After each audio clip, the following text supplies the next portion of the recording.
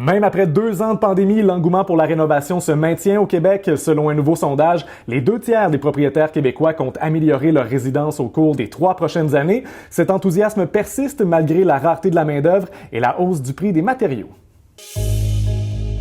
L'enquête sur les intentions de rénovation des Québécois a été réalisée en décembre dernier par la firme Haddock Recherche pour Desjardins, Réno Assistance et l'APCHQ. 1000 propriétaires ont été sondés sur le web pour l'occasion. On y apprend que 66% des répondants estiment probable ou très probable qu'ils réalisent des travaux de rénovation d'au moins 5 000 $ d'ici 2024. Si vous avez rénové dans les derniers mois, vous savez qu'avec 5 000 $, on ne se rend pas bien loin. D'ailleurs, le budget prévu pour les travaux intérieurs est de 21 000 $ en moyenne. Les travaux les plus populaires sont, dans l'ordre, la réfection des planchers, la rénovation de la salle de bain, celle de la cuisine et l'amélioration du sous-sol. Maintenant, le marché de la rénovation est évidemment soumis à la loi de l'offre et la demande. Est-ce que l'engouement est susceptible de faire gonfler la facture de nos prochains travaux? Selon Éric Périni de Réno Assistance, oui, mais pas autant qu'on pourrait le croire. Quand on regarde, disons, maintenant par rapport au prix pré-pandémie, ce qu'on remarque en général là, chez nous, c'est à peu près un 15 % d'augmentation. Et ça, il y a des augmentations au niveau du prix des matériaux là, qui sont inclus là-dedans.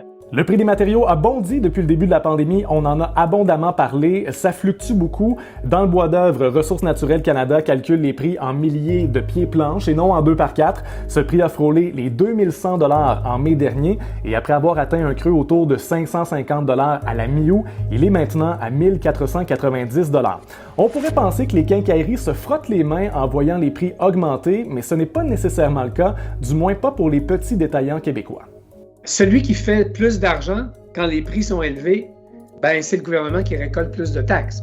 Quand arrive ce genre de phénomène, seuls les plus grands peuvent gagner, c'est-à-dire les entreprises qui ont vraiment les reins solides et les espaces d'entreposage assez robustes, assez costauds pour pouvoir avoir acheté à prix raisonnable une plus grande quantité, ce qui fait que quand les autres subissent la hausse des prix, eux ont encore des stocks. Les intervenants de l'industrie nous disent que nous, les consommateurs, avons 2 mots à retenir, planification et flexibilité. Si vous avez les mains pleines de pouces comme moi, prévoyez-vous à l'avance pour trouver un entrepreneur qui saura répondre à vos besoins.